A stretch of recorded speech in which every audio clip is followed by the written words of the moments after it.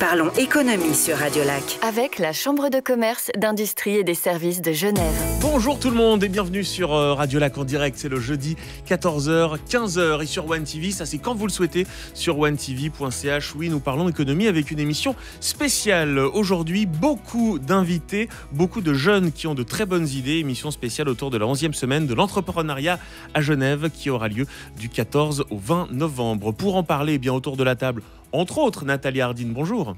Bonjour Benjamin. Vous êtes la directrice du département politique de la Chambre de commerce, d'industrie et des services de Genève. Constance Moller est avec nous également, bonjour. Bonjour. Vous êtes coordinatrice de la semaine et chargée de projet à la communication de l'Université de Genève. Et Laurent Miéville également, bonjour à vous. Bonjour. Directeur du bureau de transfert technologie Unitech. Alors on va commencer, et on va le faire souvent dans cette émission, par appeler un site internet tout a pondu, libérezvosidées.ch. Le mot-clé, je dirais, Constance Moller, c'est lancez-vous.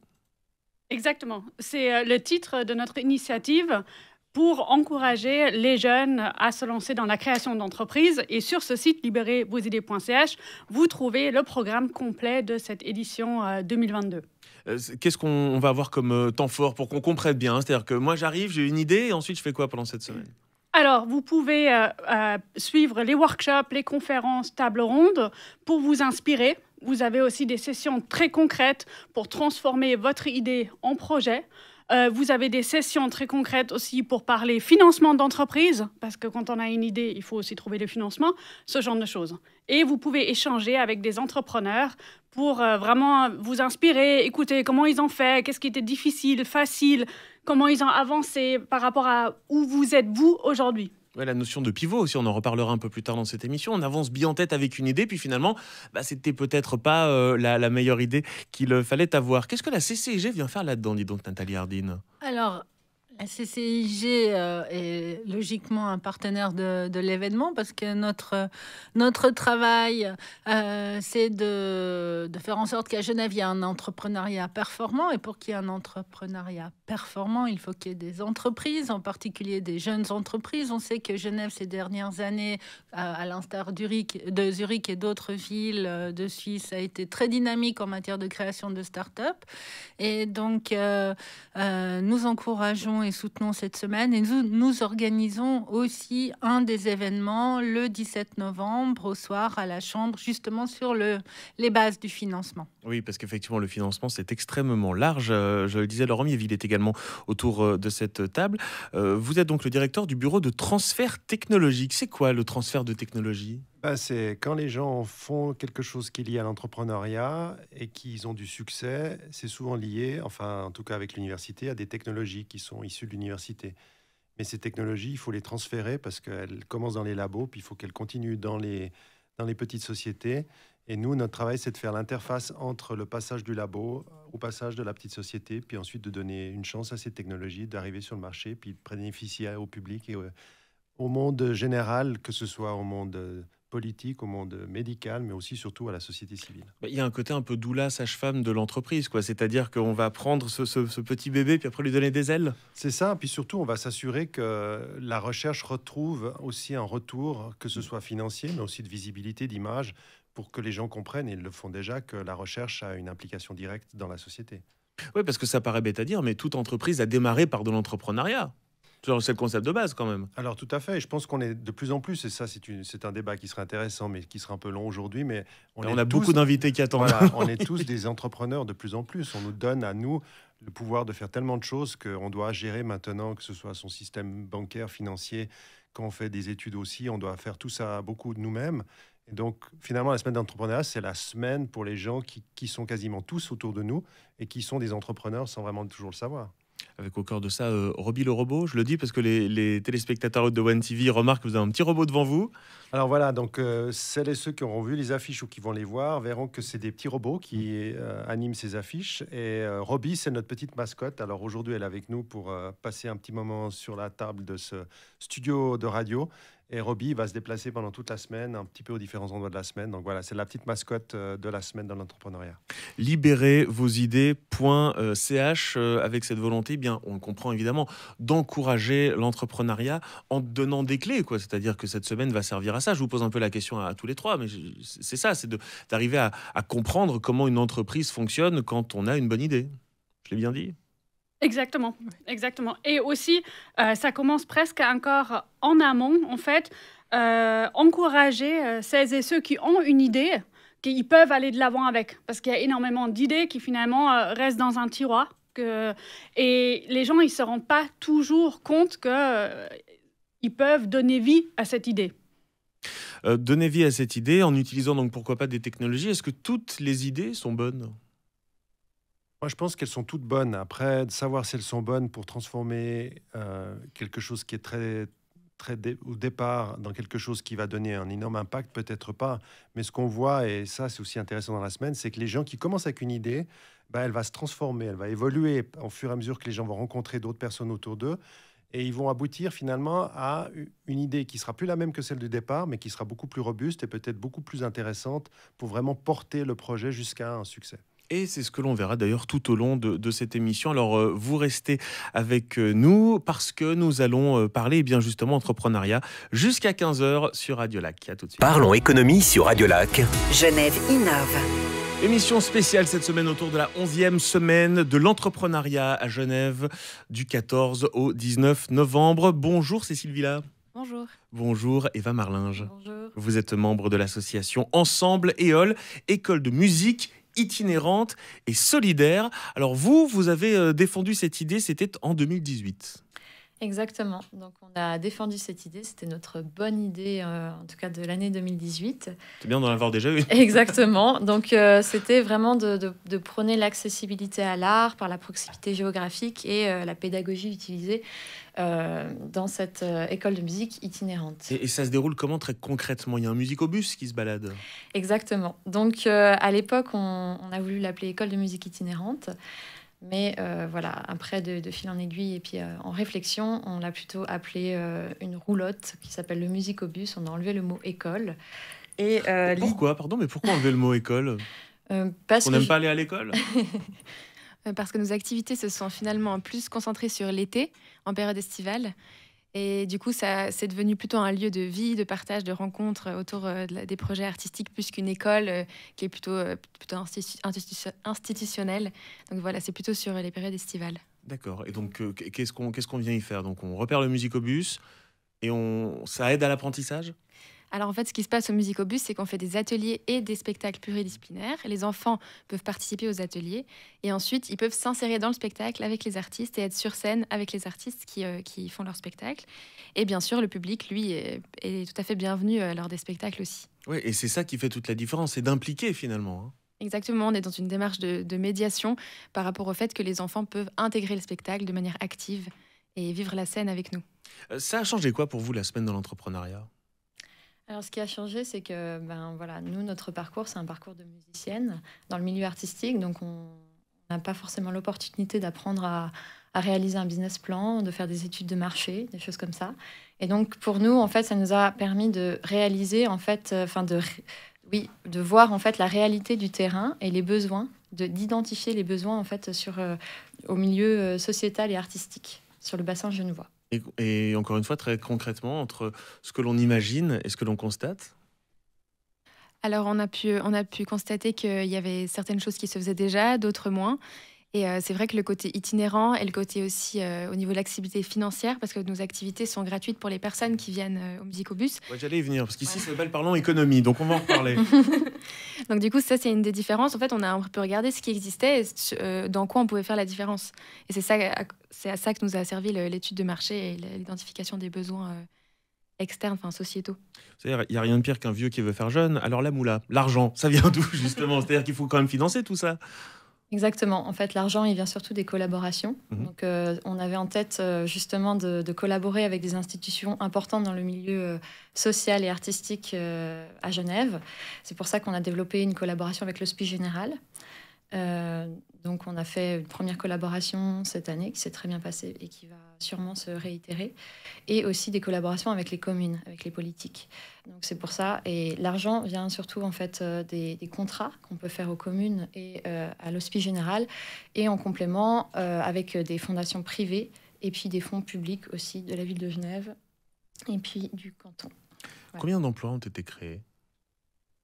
Vous êtes deux là. Est-ce que vous êtes employé ou pas? Alors, on n'est pas employé à l'année, on est employé par projet. Et là, on est 7 à être dans l'association en termes administratifs.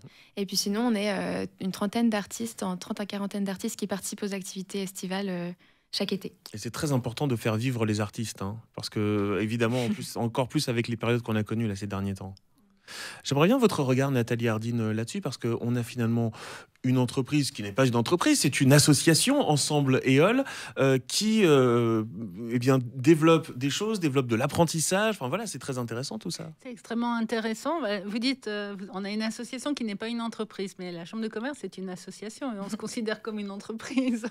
Donc, ce que je trouve très intéressant, c'est en fait le lien qui s'est créé entre des personnes issues de la musique et puis de pouvoir, en participant à cette semaine de l'entrepreneuriat, d'apprendre des bases de gestion d'entreprise. Et il me semble que là, il y aurait certainement des pistes à creuser aussi en matière dans le domaine de l'enseignement pour insuffler davantage les bases de l'entreprise dans d'autres filières d'enseignement.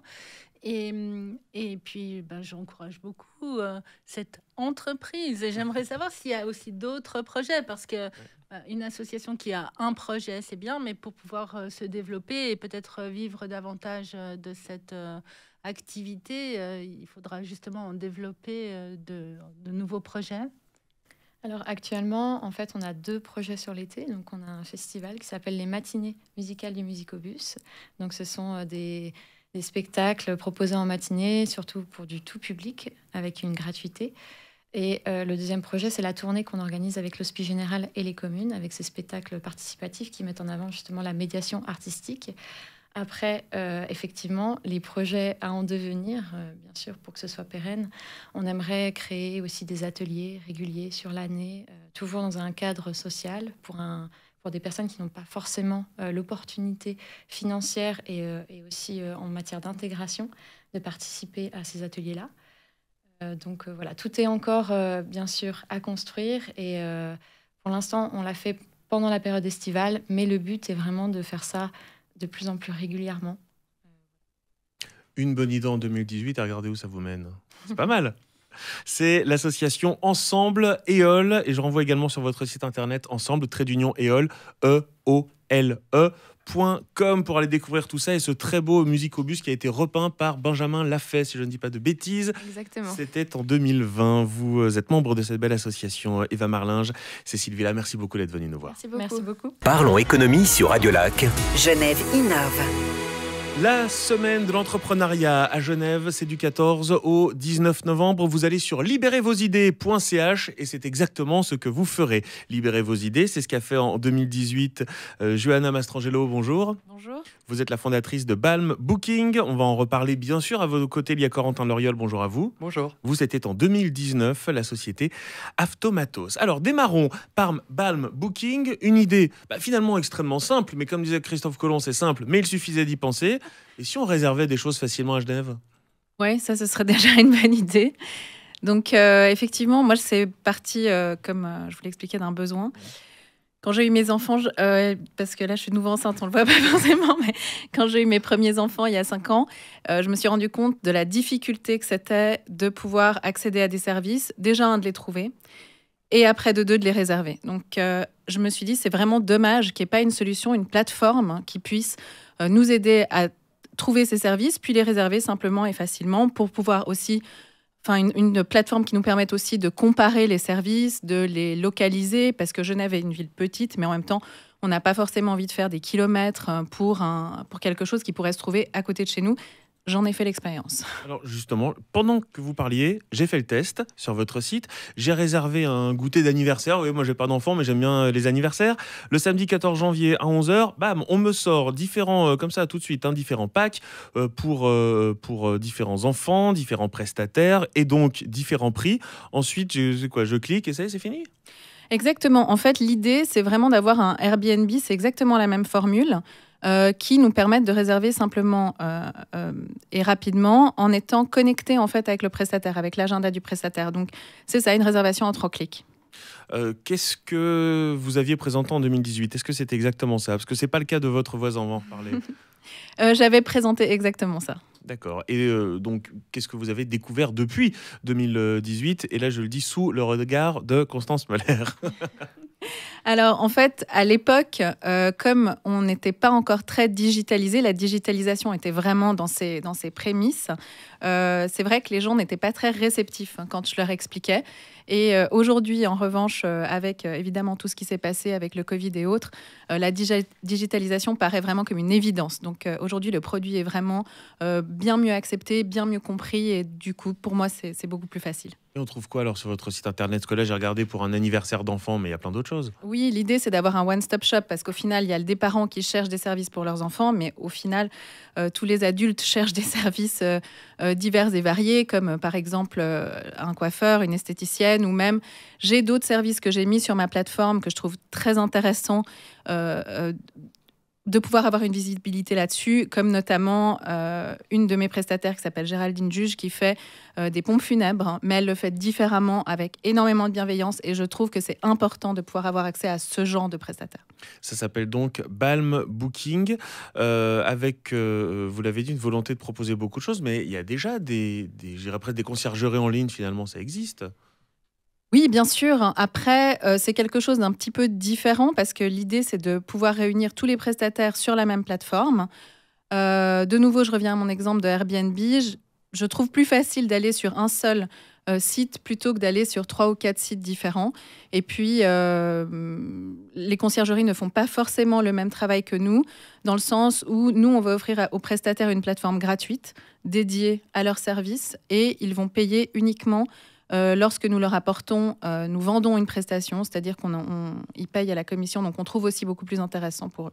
Et pour eux, ça arrive automatiquement, tout est automatisé ? Oui, alors c'est là où je rejoins donc mon collègue, c'est que nous on essaye aussi, on croit beaucoup à l'automatisation et on a développé pour les prestataires derrière le modèle de réservation de Balm Booking, toute une automatisation, par exemple les emails pour confirmer les rendez-vous, les rappels de rendez-vous, la facturation, les prises de rendez-vous sur les agendas, etc. etc. Donc, alors justement, j'en viens à vous, Corentin Loriol et Aftomatos. Alors là, sur votre site communication, data storage, ERP, cloud, accounting, automation, vous faites tout ? Alors, j'aime pas dire non plus qu'on fait tout, mais c'est vrai que... Vous faites pas rien en tout cas. on s'est spécialisé dans l'automatisation de processus sur mesure. Et donc, le sur mesure implique qu'on est lié à beaucoup de secteurs d'activité, donc aussi donc, le CRM, aussi la comptabilité, les notes de frais, etc. Donc, c'est vrai que en processus, c'est beaucoup de choses. Nous, ce qu'on fait, c'est qu'on les automatise, mais les vrais maîtres d'œuvre, c'est l'entreprise, c'est eux qui nous expliquent comment faire leur processus. Alors, en revanche, vous, en 2019, vous n'étiez pas tout à fait là-dessus. Non, effectivement. Donc, on était plus sur une idée d'une plateforme e-commerce de produits écologiques. Mais bon, malheureusement, mon prestataire avec lequel je devais travailler a fait faillite. Et donc, je suis parti sur une nouvelle idée pour rebondir. Ah, mais ça, c'est pas facile à faire. Parce qu'une fois qu'on a une idée, on a bille en tête, on se dit, je vais développer ça, c'est pas facile de dire, bon, en fait, non. En fait, oui, ça dépend aussi de notre personnalité. Moi, c'est vrai que je suis une personnalité où j'ai plus le problème d'avoir trop d'idées et de pas savoir forcément quoi faire. Et donc là, j'ai cette force de pouvoir rebondir avec une autre idée, mais ce qui peut aussi des fois être un défaut sur d'autres points. Sauf que pendant cette réponse, il y avait Constance Moller, qui est, je le rappelle, la coordinatrice de la Semaine de l'entrepreneuriat, qui hochait de la tête en disant oui, beaucoup d'idées. Oui. Oui, et il n'est pas le seul, en fait. C'est... des profils comme ça, on en voit chaque année et c'est génial en fait parce qu'ils sont vraiment beaucoup d'idées dans beaucoup de secteurs différents. Parfois, pendant leurs études, ils lancent un projet, mais ils se rendent compte qu'après, il n'est pas viable ou ils ne gagnent pas assez d'argent avec, etc. Et quand il faut payer un appartement ou à manger, après, ils changent peut-être d'idée. Ils s'associent avec quelqu'un pour monter un projet et puis ils avancent, mais il reste quand même un peu cette âme entrepreneuriale ou de plein d'idées et de vouloir les réaliser. On en a bien la preuve de beaux exemples là. Alors, Corentin Loriol, en revanche, comment on passe d'une plateforme plateforme de vente de produits bio à de l'automatisation, ou plutôt de l'automation, comme il faudrait le dire. Exactement. Bon, en fait, c'est vrai que ça a plus été en fonction de mon parcours professionnel. Donc, j'ai commencé sur cette plateforme en même temps que je travaillais. Et quand je travaillais, justement, on essaie de développer un incubateur de start-up sur notre projet. J'ai dû m'occuper de toute l'automation des processus. Et c'est là où je me suis vraiment rendu compte de la puissance et de la force qu'on pouvait amener aux entreprises si on digitalisait vraiment une entreprise. Et comment on automatise certaines tâches que je vois que vous faites de la VoIP, donc de la voix à travers Internet, comme Skype, FaceTime et compagnie. Comment on automatise ça ? Alors, ça en particulier ou plus par exemple, un que je pense que processus c'est de un manière exemple générale qui parle souvent aux gens, justement. Là, le fait de dire, on va s'appeler via Zoom. Voilà. À quel moment j'ai besoin de vous pour faire ça ? En fait, c'est plus que dès qu'à partir d'un moment on arrive à une échelle plus grande, on va commencer à avoir beaucoup de lignes de téléphone. On va avoir aussi donc les lignes de téléphone classiques, mais justement là, on peut commencer à les regrouper sur Internet, ce qui va faciliter la gestion, ce qui va faciliter le suivi, etc. Donc c'est plus quand on commence à avoir beaucoup de lignes. Donc vous pouvez à peu près tout automatiser alors ? Ouais. Effectivement, oui, voilà. Du coup, je vous laisse répondre à votre propre question, à savoir comment on fait pour digitaliser à peu près tout. Alors voilà, en fait, on part d'abord sur un audit dans un premier temps. Donc c'est-à-dire qu'on va dans l'entreprise, on fait les processus avec eux de A à Z, on les design, donc on les map, on les dessine, et à partir de ce moment-là, on va commencer à choisir les logiciels qu'on va pouvoir utiliser, soit de l'open source, soit des logiciels existants. Ensuite, la deuxième étape, open source, c'est-à-dire libre de droit. Ouais, voilà, exactement. Désolé, ouais. Pas de problème. Et ensuite, après, on va les connecter les uns avec les autres. Et s'il le faut, on va encore construire des modules supplémentaires, des interfaces supplémentaires pour connecter le tout ensemble. Donc c'est quand même un gros travail en amont pour faire. Mon savoir-faire vous simplifie la vie. C'est ce qu'on trouve sur votre site internet. Mais en fait, on pourrait le trouver sur vos 2 sites internet. Oui, c'est vrai. Merci beaucoup, en tout cas, d'être venu nous présenter. Alors, je le rappelle, Balm Booking, B-A-L-M Booking, et Aftomatos pour automatiser toutes vos tâches et pour vous simplifier la vie aussi lorsque vous avez besoin d'à peu près tout et n'importe quoi, finalement. Merci beaucoup à vous, donc Corentin Loriol et Johanna Mastrangelo, d'être venus nous voir. Merci beaucoup. Merci à vous. Parlons économie sur Radio Lac. Genève innove. C'est une spéciale autour de la semaine de l'entrepreneuriat. Je vous redonne ce site internet libérez vos idées toutattaché.ch. Nous continuons d'en parler avec quelqu'un qui n'a pas participé à la semaine de l'entrepreneuriat, mais quand même, vous allez comprendre, il y a un lien. Bonjour Olivier Prenassov. Bonjour. Vous êtes le cofondateur de Eketis. Alors, Eketis, j'ai pas compris. Qu'est-ce que vous faites ? Alors, Eketis, c'est... Turning fat into life. Absolument, voilà. Transformer le gras en vie, j'en ai plein à vous donner s'il y a besoin. Absolument. Alors, voilà, donc Eketis, c'est une spin-off de l'Université de Genève et des hôpitaux universitaires de Genève, et dont le but est finalement de permettre le transfert d'un nouveau traitement à base de cellules souches vivantes pour traiter des plaies extrêmement graves, extrêmement handicapantes, qu'on appelle les plaies chroniques. La question des cellules souches, j'ai l'impression qu'elle revient régulièrement dans l'actualité, sans qu'il y ait une décision forte qui soit prise autour de ça. Est-ce que je me trompe ? Alors, les cellules, absolument, c'est un sujet vague. Je me trompe ? Non. Non, la question est tout à fait bonne. Alors, il y a plein de types de cellules souches. Il y a les fameuses cellules souches embryonnaires.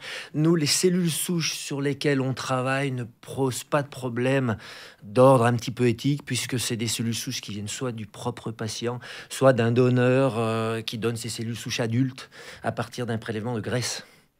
Constance Muller, on le disait, Olivier Prenassov n'a pas participé à la semaine de l'entrepreneuriat. Alors pourquoi est-ce qu'il est avec nous autour de la table ? Alors justement parce qu'on voulait parler de parcours entrepreneurial et pour moi il illustre parfaitement le parcours d'un universitaire qui, je pense, avait une autre carrière devant lui et finalement qui a fait une découverte, qui a fait une spin-off et qui maintenant se retrouve dans une voie entrepreneuriale. Donc je trouve super intéressant d'en parler. Et on revient toujours à cette fameuse notion de pivot. Qu'est-ce que vous avez découvert d'ailleurs ? Alors, ce qui s'est passé, effectivement, on n'était pas du tout prédestiné à s'intéresser aux plaies chroniques. On travaillait en tant que chercheur universitaire sur les cellules souches, sur la régénération, sur l'immunité. On s'est rendu compte qu'on pouvait finalement influencer une cellule souche pour qu'elle devienne extrêmement cicatrisante, si j'ose dire, induire une très forte cicatrisation. Et de fil en aiguille, en collaborant avec mon collègue Nicolo Brembilla, qui est un autre chercheur spécialisé dans les maladies inflammatoires cutanées, de fil en aiguille, on a construit, on s'est rendu compte qu'on pouvait faire finalement un traitement et on aimerait le développer. peut pas vraiment vous en vouloir, hein. Vous êtes passé également par la FONGIP, que connaît bien la CCIG. Oui, un organisme qui est soutenu par la Chambre comme d'autres. Donc, c'est un parcours extrêmement intéressant. Ça vous a pris combien de...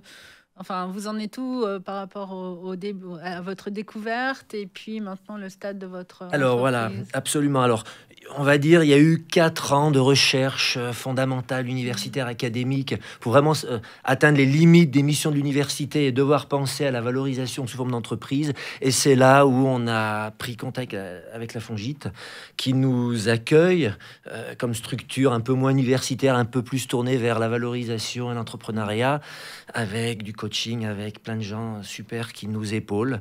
Et au jour d'aujourd'hui, on est en train dans cette zone tampon, transfert entre la recherche universitaire et vraiment le développement pur et dur d'un médicament, grâce à la FONGIP.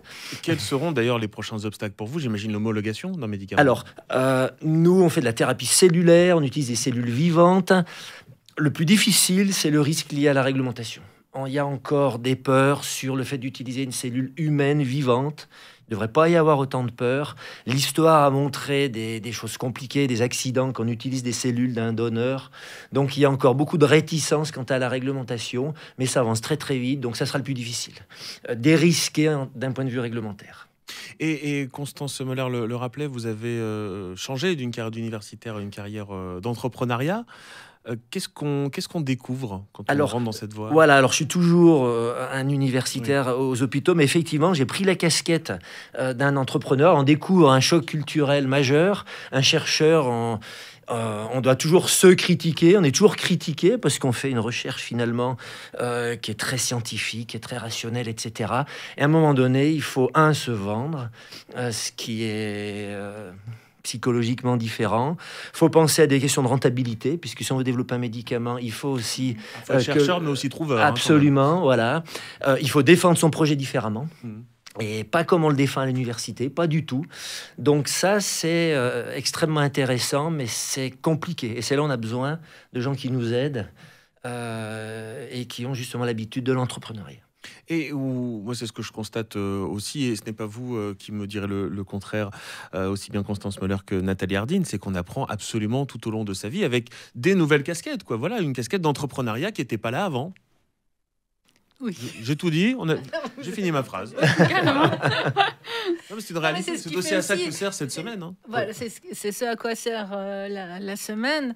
Et puis, c'est extrêmement important aussi de voir que, eh bien, on peut bifurquer dans une carrière, dans une vie, en fait, et qu'on n'est pas... prédestiné à suivre, être par exemple chercheur depuis 25 ans jusqu'à 65 ans, voire davantage. Donc il faut vraiment encourager aussi cet esprit d'entreprise dans notre jeunesse. Encore une fois, je pense que le rôle de l'école est aussi très important à ce stade. Et on le voit aussi, en fait, chaque année avec les gens qui participent à la semaine. C'est que parfois, ils participent, ils n'ont pas d'idée concrète l'année où ils participent. Mais on le retrouve 4-5 ans plus tard et ils reviennent vers nous pour dire « Hey, à l'époque, j'ai écouté ci ou j'ai participé à ça. Mais aujourd'hui, ça m'a donné le déclic, ça m'est utile aujourd'hui. » Et c'est ça qui est vraiment sympa aussi. Olivier Prenassov, donc peut-être bientôt un nouveau médicament à base de cellules vivantes que vous aurez développé.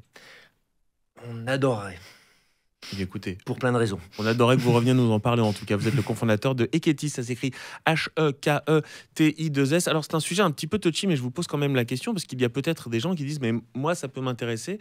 Moi, j'ai une plaie qui nécessite telle ou telle chose. Est-ce qu'on peut vous contacter assez facilement? Alors oui, bien sûr. On trouve très facilement nos coordonnées sur le site des hôpitaux universitaires de Genève et de la faculté de médecine. Merci. Avec plaisir. Merci beaucoup d'être venu nous voir. Parlons économie sur Radio Lac. Genève innove.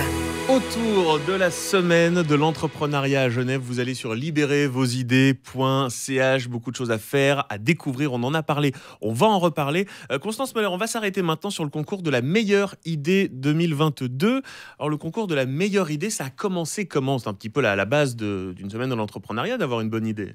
Exactement, mais ce concours pour les jeunes qui participent cette année a commencé déjà il y a 1 mois avec un entraînement en ligne et des rendez-vous hebdomadaires pour mieux structurer le projet, pour le préparer, etc. Et il va se terminer ce week-end avec une journée de bootcamp pour vraiment s'entraîner une dernière fois à fond. Et puis la semaine prochaine, dans le cadre de la semaine d'entrepreneuriat, le jeudi 17 à Unimail, avec une soirée pitch pour élire les 10 meilleurs projets. On va d'ailleurs parler effectivement de projets. Est-ce que le concours de la meilleure idée a évolué depuis sa création ou ça a toujours été ancré comme ça ? Non, il a beaucoup évolué parce qu'au départ, c'était vraiment un concours destiné aux idées très, très en amont. On pouvait s'inscrire jusqu'au dernier moment, à 18h, le soir même. On pouvait venir pour dire « Ah, en fait, j'ai une idée. » j'ai une idée dans le bus. Exactement. Mais il ne faut pas se détromper parce que finalement, il y a régulièrement eu des gens qui se sont inscrits au dernier moment, qui ont remporté des places assez hautes dans le classement. Donc, comme quoi. Et puis après, il y a quand même eu ces 2 années de Covid compliquées et on a décidé donc du coup d'étoffer l'offre du concours en proposant quand même une formation qui travaille aussi beaucoup la notion de durabilité pour qu'il y ait cette prise de conscience dès le départ du projet et pour mieux accompagner les étudiants et étudiantes qui participent. Alors, je vous remercie beaucoup de cette présentation, Constance Moller. Je vais vous demander, s'il vous plaît, de laisser votre place à l'un des invités qui nous rejoint, en l'occurrence Federico Iranzo, qui est en train d'arriver. Donc, je vais d'abord dire bonjour à Marion Wittwer. Bonjour. Également Aurélia Gagnon, bonjour à vous. Bonjour. Et donc Federico Iranzo, qui est en train de s'asseoir, casquette à l'envers, bonjour. Bonjour. On va parler justement de votre bonne idée. Alors, vous, c'est d'avoir des tartines qui sont déjà beurrées. Non, pas du tout. Exactement. Non, justement, qu'est-ce que c'est qu'une vraie bonne idée? Allez-y. Alors, tout d'abord, il faut savoir que prendre conscience de ses sensations physiques, c'est pas si simple. Et pourtant, c'est une des premières étapes pour être à l'écoute de son propre corps. Donc, essayer d'imaginer à quel point c'est un exercice qui peut être compliqué pour une personne dont le corps a été malmené, par exemple, par ses consommations. Donc, c'est suite à ce constat que Nuancing il a été fondé par Morane Bosson, qui gère le projet, ainsi que l'équipe qui est composée de futurs psychologues et psychomotriciennes. Et l'objectif de notre projet, c'est de proposer une approche où le lien corps, émotion et pensée est central. Il va s'agir d'ateliers qui seront composés de phases de mouvement, puis de périodes d'introspection où les personnes elles apprennent à s'auto-observer avec bienveillance, et finalement des moments de partage en groupe. Donc nos ateliers proposent aussi un cadre multisensoriel qui est composé d'une musique, d'un parfum et d'une tisane. Et les ateliers Nuancing vont donc aider les participants et participantes à développer une meilleure régulation émotionnelle. Et cela leur permettra de se sentir davantage acteurs et actrices de leur vie et aussi de mieux gérer leur envie de consommer. Le but, c'est de se recentrer. Exactement. Et c'est ciblé pour les personnes qui ont des problèmes d'addiction. Il y a tout type d'addiction, parce qu'évidemment, il y a des addictions, je dirais presque évidentes, malheureusement, hein, mais on peut être addict à énormément de choses. Alors, à terme, il y aura tout type d'addiction. Là, on est dans les premières étapes. On aimerait aussi mettre en place une recherche. Donc, on va commencer avec ce qui est plutôt addiction aux substances, parce que scientifiquement, c'est plus reconnu, plus établi. Il y a des critères précis, donc c'est plus facile de mettre en place une recherche scientifique là-dessus. Donc, on commence par ça, avec l'idée de s'ouvrir à toutes les addictions et à toutes les personnes qui auraient envie de changer une habitude. Donc là, pour l'instant, on en est au stade embryonnaire, on est au stade de l'idée. Ou il y a déjà des choses un peu plus développées? Il y a déjà des choses un peu plus développées parce qu'on a pu faire des ateliers tests qui ont très bien fonctionné. C'est une vraie responsabilité que vous avez de dire aux gens, vous savez quoi, vous avez une addiction, venez, on va en prendre conscience, on va se poser. Alors là, on vise d'abord d'aller dans les institutions qui sont spécialisées pour les addictions. Donc c'est nous qui allons vers les gens, c'est pas les gens qui viennent vers nous. Et après, ça fait vraiment aussi partie de notre projet de parler d'addiction, de pouvoir sortir un peu du tabou qu'il y a là autour. Et justement, c'est ce qui nous intéresse, de pouvoir donner des informations, discuter avec les personnes et pouvoir éventuellement faire ce travail si les personnes sont intéressées. Donc ça, c'est une des bonnes idées pour cette année, mais il y en a une autre, celle de Federico Iranzo qui est avec nous. On va parler des rangements hormonaux masculins. Oui, c'est ça. Alors avant de parler de l'idée, je voulais parler du problème. Donc les perturbateurs endocriniens, c'est une substance, ce sont des substances chimiques qui sont présentes un peu partout actuellement dans notre assiette, dans l'eau qu'on boit, dans les produits qu'on touche. Et on a pris conscience de ça et on veut trouver une solution qui puisse toucher le plus de gens possible et aider le plus de gens possible. Alors c'est très bien de vouloir trouver une solution. Est-ce que votre idée c'est de dire trouver une solution ou vous arrivez avec des choses un peu plus concrètes? L'idée est encore un peu plus loin que ça. On a pensé d'abord comme ça. Et maintenant on est plutôt, on s'est focus sur qu'est-ce que les gens consomment le plus dans la vie de tous les jours. On est composé à 65% d'eau, on boit ça tous les jours, 3 fois par jour, on est obligé d'en boire sinon on meurt. Donc moi je me suis dit que c'est là où il faut mettre l'accent et essayer de filtrer ces perturbateurs endocriniens qui sont présents dans l'eau à travers un filtre à base de charbon actif, notamment. Et ça va avoir 2 effets. Premier effet, on va éviter d'utiliser des bouteilles en plastique, donc un effet écologique. Et ensuite, pour nous-mêmes, ça va enlever une grosse partie des absorptions de perturbateurs endocriniens qu'on a à longueur de journée. Donc concrètement, le produit ressemble à quoi? Le produit, c'est un filtre qu'on viendrait poser sur la bouteille. Thermos bouteille, c'est adaptatif, donc ça peut se resserrer, etc. Et qui viendrait éliminer ces perturbateurs endocriniens à 99%. Parce que les filtres qui existent déjà, il y a des bouteilles avec des filtres charbon actif ou quoi, ça filtre pas ça. Oui, alors en fait, nous, on a un effet qui va être... Donc il y a des bouteilles qui viennent des thermos, qui viennent sans filtre. Il y a des filtres pour les robinets à la maison, etc. Mais il n'y a pas un filtre portable qu'on peut porter avec nous et qu'on peut mettre où on veut. Donc l'idée, ce serait d'avoir une petite boîte avec le filtre à l'intérieur, comme des AirPods qu'on met dans une boîte. Et on vient fixer ça à chaque fois qu'on remplit notre gourde à l'université, au travail, etc. On remplit notre gourde avec ce filtre qui nous permet d'avoir une protection. Vos voisines nous expliquaient qu'il y avait déjà des ateliers tests qui avaient démarré. Vous en êtes où, vous? Alors moi, j'ai pas encore d'atelier test. C'est plutôt au niveau de l'idée. Je suis en dessous d'elle pour l'instant. Et je suis en train de parler avec des experts parce que ça demande des ingénieurs, biologistes, chimistes, etc. pour mettre ça au point. En tout cas, c'est porteur. Comme votre idée. C'est porteur. Donc, comment on fait pour arriver à être meilleur? Je vous pose la question, Marion Wittwer, Aurélia Gagnon, meilleur que Federico Iranzo quand il faudra aller défendre son idée? Question difficile, oui. Comment on fait pour être meilleur? C'est quoi? Faut avoir confiance? La confiance en son idée? Je pense qu'il faut croire en son idée, que c'est important. Et puis prendre tout ce qu'on nous donne aussi dans les cours pour pouvoir travailler ce pitch, pour prendre les outils pour avoir une vision globale du projet. Et puis travailler en équipe. Nous, on a beaucoup travaillé en équipe sur la préparation de cette émission. Et puis sur le pitch, on va le faire aussi. Et quels sont les premiers retours que vous avez de vos premiers tests, justement? Ça s'est très bien passé. Du coup, on avait plusieurs participants qui étaient là. Ils ont tous beaucoup apprécié. Puis nous qui animons les ateliers, ça s'est aussi super bien passé. On a eu des très bons retours. On a des bons retours aussi des professionnels. On a plusieurs experts du terrain qui soutiennent le projet et qui nous conseillent. Et Federico Iranzo, donc là, vous disiez, moi je suis au stade d'idée, là, il faut aller la défendre, son idée. On ne peut pas dire, moi j'ai des retours et ça s'est bien passé. Alors je peux vous dire que j'ai des retours, que j'ai parlé avec des gens qui ont peur. qui ont ce problème et qui... J'ai compris d'autres problèmes avec le temps en faisant ces ateliers qu'on a fait avec l'université. Donc il y a aussi un problème de goût au niveau de l'eau du robinet et de l'eau de l'université, etc. Et une question de, pas de dégoût, mais on se demande, voilà, c'est des tuyauteries qui sont assez vieilles quand même. En Suisse, il y a des canalisations qui libèrent quand même des substances. Et on se demande si l'eau des toilettes qu'on boit, elle est vraiment... Elle est potable. Robinet peut-être qu'on boit, non? Ouais, l'eau du robinet. Mais je veux dire, à l'université, par exemple, typiquement, j'ai beaucoup d'amis qui remplissent l'eau. Il y a les robinets dans les toilettes. Et c'est là où on se dit, l'eau est potable en Suisse, ça c'est sûr, il n'y a pas de bactéries, on ne va pas tomber malade. Mais est-ce que vraiment tout ce que je mets dans mon corps, c'est ce que j'ai envie de mettre dans mon corps, oui ou non? C'est plutôt ça la question. Alors moi j'adore franchement parce qu'on a 2 très belles idées qui sont absolument différentes mais qui sont nécessaires. Alors même si évidemment je vous souhaite de remporter le concours de la meilleure idée 2022, mais c'est pas une fin en soi, c'est-à-dire que vos projets, l'envie c'est vraiment de les développer. Absolument. Le but c'est d'avoir le maximum de personnes qui puissent bénéficier des ateliers. Et pour vous? La même chose, exactement. Eh bien, écoutez, Federico Iranzo, pour votre idée de filtre portable, Marion Wittwer, Aurélia Gagnon, pour Nuancing, puisque c'est le nom de ces ateliers. Je vous souhaite bonne chance, mais surtout, longue vie à ces beaux projets. Merci beaucoup d'être venu nous voir. Merci à vous. Merci. Parlons économie sur Radio Lac. Genève innove. Dernière partie de cette émission consacrée à la semaine de l'entrepreneuriat. Libérez-vos-idées.ch. C'est toute la semaine prochaine. Bonjour Pierre Starkov.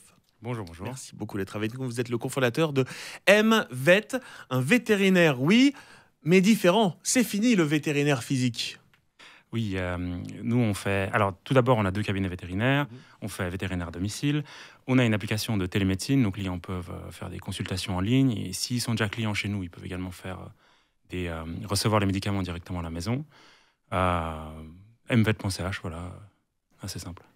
Mais le concept, il faut quand même se dire, tiens, arrêtons d'emmener les animaux chez le vétérinaire, on va faire de la télémédecine pour animaux. C'est pas c'est assez étrange, je dirais presque, comme concept. On a déjà du mal à le faire accepter aux humains, alors les animaux. C'est vrai que chez les humains, on pourrait se dire que c'est difficile à le faire accepter, mais depuis le Covid, maintenant, c'est de plus en plus accepté. Mon cofondateur, Daniel Pereira, il utilise beaucoup Medgate, et pour nous, ça devient normal de passer par Internet pour aller voir le médecin ou le vétérinaire. Alors, vous faites plein de choses, hein, on le voit sur votre site internet, vous faites même d'ailleurs du toilettage. Stérilisation sous anesthésie, radiographie numérique. Stérilisation sous anesthésie, ça, c'est pas à distance, si ?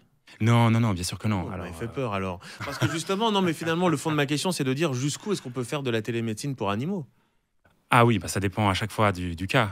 Ça, c'est au vétérinaire de décider. Ça, nous, on ne peut pas intervenir. Des fois, on peut, des fois, on ne peut pas.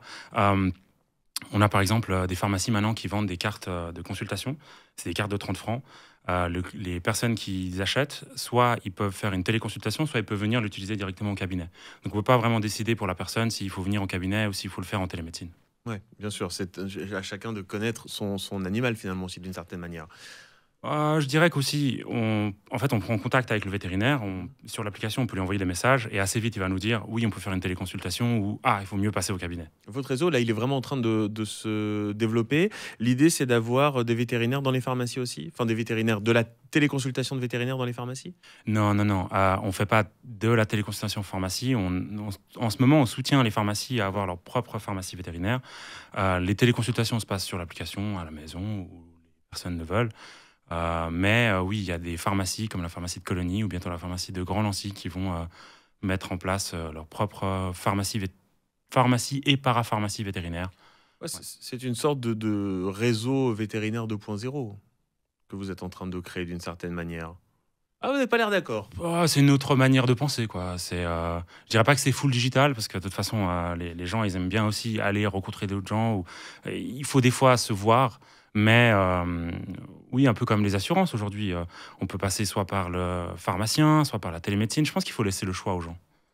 Choix en tout cas qui est proposé donc par MVET. D'ailleurs, vous me disiez, on est en train d'installer le stand aux automnales là, en ce moment. Oui, exactement. En fait, Daniel Pereira, il est en train d'installer le stand aux automnales et puis venez nous rencontrer. Enfin, il y a plein de choses à gagner. Il y a une machine à café.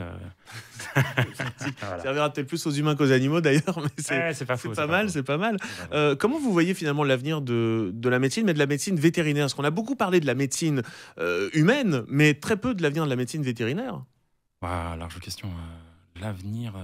Alors, je suis pas Vous êtes devin, en train de le créer, non, d'une certaine manière. Bien humble. En fait, vraiment, je pourrais pas dire que je suis en train de le créer.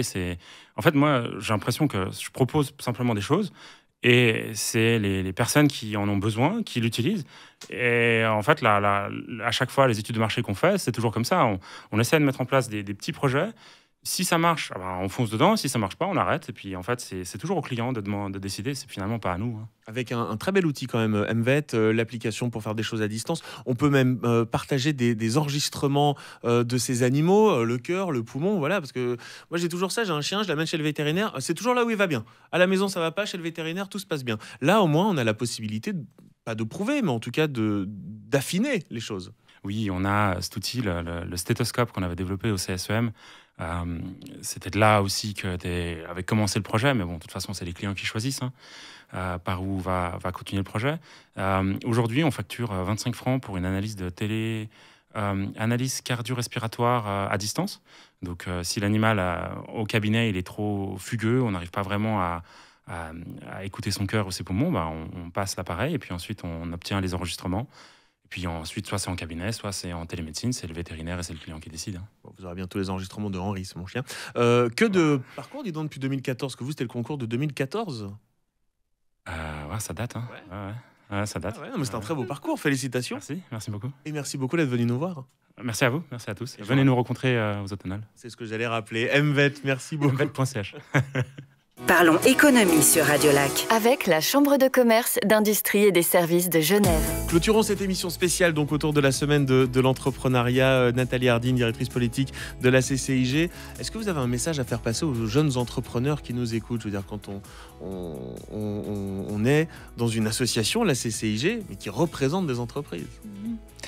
Eh bien, je leur dis, allez-y, parce que quand on entend tous les jeunes qui sont venus parler aujourd'hui, il y a tellement d'idées, tellement d'enthousiasme. Il faut vraiment pas avoir peur, il faut y aller. C'est tout. Constance Moller, il faut partager vos idées.ch. Je rappelle que c'est le site internet. Exactement. Et il faut venir la semaine prochaine. En fait, il y a une quarantaine d'événements tout au long de la semaine. Et ça vaut vraiment la peine. Si vous avez 1 heure ou 2 à consacrer par-ci par-là, passez et inspirez-vous. Moi, je suis épaté de la diversité des différentes idées qu'il y a. J'ai l'impression même de plus en plus, parce qu'il y a les questions environnementales, les questions, on l'a vu, d'addiction, par exemple, qui sont plus prégnantes aujourd'hui. Exactement, exact. Et il y a vraiment des idées qui émergent de tous les domaines, de toutes les facultés. On a des exemples en théologie, en lettres, en sciences, en médecine. Et il y a vraiment, c'est vraiment très divers et varié. Et oui, les aspects durabilité, bien-être, ils sont importants. Et j'ai l'impression depuis. Merci beaucoup d'être venu nous voir. Un grand merci à Nicolas Granger pour l'énorme préparation de cette émission. Noah Sherman pour la réalisation. À la semaine prochaine. One TV, programmé VOD sur onetv.ch.